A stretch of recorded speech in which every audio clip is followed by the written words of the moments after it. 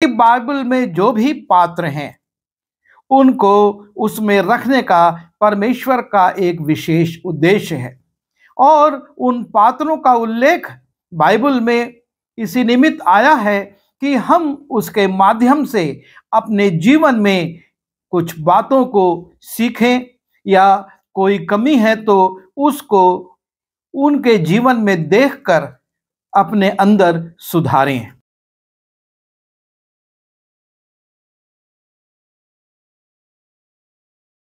Can की भूल। जब परमेश्वर कैन की भेंट ग्रहण नहीं करता है और हाबिल की भेंट था, उसका छोटा भाई था, उसकी भेंट को ग्रहण कर लेता है, तब कैन बहुत नाराज हो जाता है।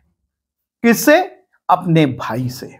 वो हाबिल से नाराज हो जाता है। इस नाराजगी का कारण है कैन के जीवन में एक ईर्ष्या आ गई कि मैं भेंट लेकर आया और परमेश्वर ने मेरी भेंट ग्रहण नहीं करी, जबकि मेरे छोटे भाई हाबिल की भेंट ग्रहण कर ली गई। और इस ईर्ष्या के कारण उसके अंदर एक क्रोध उत्पन्न होता है और उस क्रोध के कारण उसकी सारी खुशी समाप्त हो जाती है। उसके चेहरे पर उदासी छा गई, वो उदास हो गया। कारण परमेश्वर ने कैन की भेंट ग्रहण नहीं करी और हाबिल की भेंट ग्रहण कर ली। इस घटना में हाबिल की कोई भूमिका नहीं है।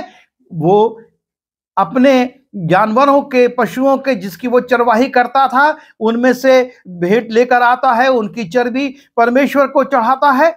और कैन अपने खेत की फसल में से फलों को लेकर आता है और परमेश्वर को भेंट देना चाहता है, पर परमेश्वर उसकी भेंट ग्रहण नहीं करता। यह परमेश्वर की इच्छा है। लेकिन कैन की जो भूल है और वो ये है कि वो इस कारण से अपने भाई से, हाबिल से नाराज हो जाता है। परमेश्वर इस बात को समझता है और इसलिए हम 6वें पद में देखते हैं कि परमेश्वर कैन से बातचीत करता है। कैन तो नाराज हो गया है, क्रोधित हो गया है, उदास हो गया है, लेकिन परमेश्वर स्वयं होकर कैन से बात कर रहा है कि आखिर उसकी भेंट उसने क्यों नहीं ग्रहण करी। तब यहोवा ने कैन से कहा, तू क्यों क्रोधित हुआ और तेरे मुंह पर उदासी क्यों छा गई है? परमेश्वर उससे पूछ रहा है, क्यों क्रोधित हो गया? अगर मैंने भेंट ग्रहण नहीं करी तो तू क्यों क्रोधित होकर उदास हो गया है? और तब परमेश्वर भेंट ग्रहण ना करने का कारण भी कैन को बताता है। कैन पर वो प्रकट कर देता है कि यदि तू भला करे तो क्या तेरी भेंट ग्रहण ना की जाएगी। परमेश्वर कैन से कहता है कि यदि तू भला करे, यदि तुझ में भलाई हो। हम नहीं जानते कि उसके जीवन में किस प्रकार की बुराइयां थीं, लेकिन परमेश्वर स्वयं उससे कहता है कि यदि तू भला करे तो क्या तेरी भेंट ग्रहण ना की जाएगी। अर्थात हाबिल के जीवन में कुछ भलाइयां थीं और परमेश्वर उसकी भेंट को ग्रहण कर लेता है, पर कैन के जीवन में भलाइयां नहीं थी। जब हम इब्रानियों की पुस्तक उसके 13वें अध्याय में जाते हैं और उसके 16वें पद को देखते हैं, वहां पर इब्रानी का लेखक एक बात को प्रकट करता है। वो कहता है, पर भलाई करना और उदारता ना भूलो, क्योंकि परमेश्वर ऐसे बलिदान से प्रसन्न होता है। परमेश्वर यह चाहता है कि हम भलाई और उदारता अपने जीवन में रखें, और इन दोनों बातों की कमी हम कैन के जीवन में पाते हैं। उसने उदार मन से अपने भाई को क्षमा नहीं किया, जबकि गलती तो भाई ने की ही नहीं थी। ये तो परमेश्वर की इच्छा थी और परमेश्वर की पसंद थी कि वो एक की भेंट ग्रहण करे और एक की ना करे। इस पर कोई दबाव नहीं डाल सकता कि परमेश्वर ने ऐसा क्यों करा। उसने ये प्रकट कर दिया है और वो चाहता है कैन के जीवन में भलाई हो। और चूंकि कैन के जीवन में भलाई नहीं थी और इसलिए परमेश्वर उसकी भेंट से प्रसन्न नहीं होता, और जब प्रसन्न नहीं होता तो वो उसको स्वीकार भी नहीं करता। परमेश्वर ना सिर्फ कैन से बातचीत करता है और उसकी कमजोरी को बताता है, लेकिन तीसरी बात वहां पर और है कि परमेश्वर कैन को चेतावनी भी देता है। यदि तू भला ना करे तो पाप द्वार पर छिपा रहता है और उसकी लालसा तेरी ओर होगी और तू उस पर प्रभुता करता है। यदि तू भला ना करे तो पाप द्वार पर छिपा रहता है। बिल्कुल थोड़ी सी दूरी है, पाप तुझ पर हावी हो जाएगा यदि तूने अपने जीवन में भलाई नहीं की। और जब हम याकूब उसके 4थे अध्याय के 17वें पद को देखते हैं, वहां पर लिखा है जो भला करना जानता है और नहीं करता ये उसके लिए पाप है। जो भलाई करना जानता है, परमेश्वर ने कैन को ये बता दिया था कि तुझ में भलाई नहीं है और इस कारण मैं तेरी भेंट ग्रहण नहीं कर रहा हूं।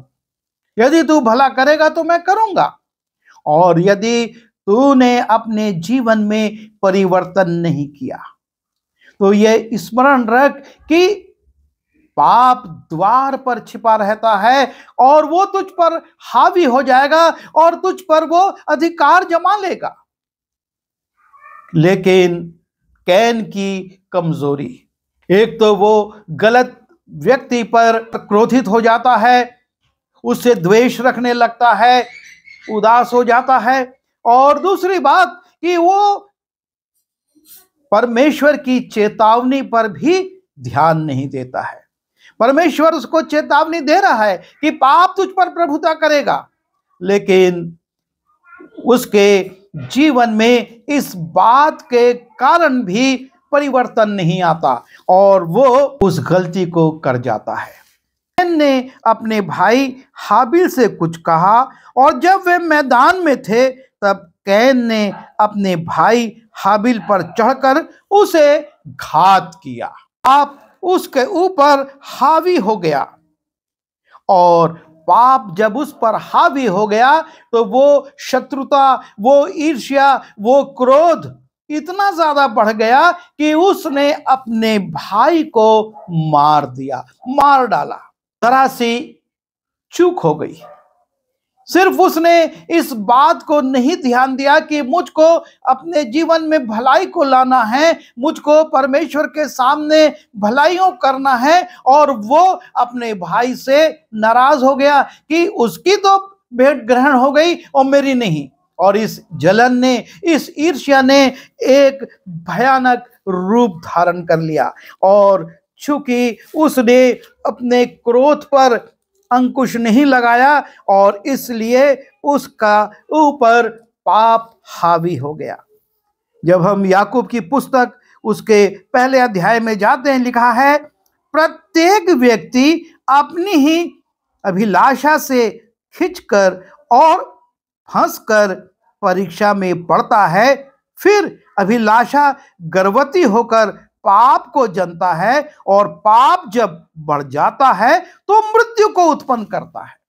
और कैन के जीवन में पाप बढ़ गया, पाप उस पर, शैतान उस पर हावी हो गया और वो हत्यारा बन गया।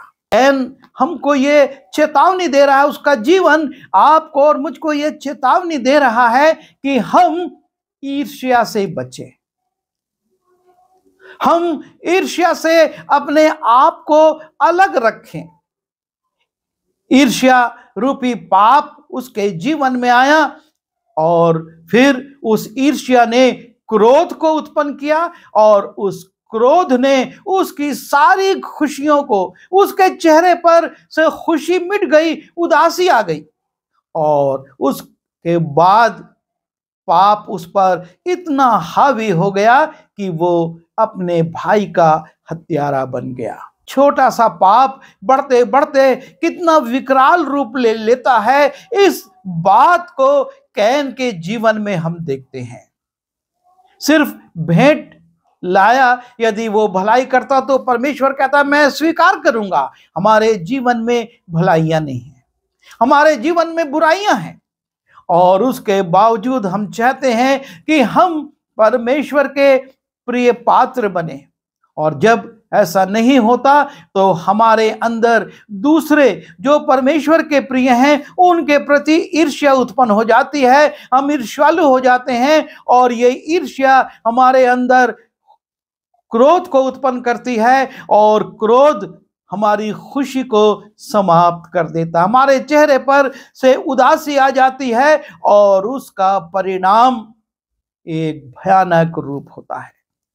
और उस बात से बचने के लिए हमको प्रारंभिक दशा में ही अपने जीवन को सुधारना होगा।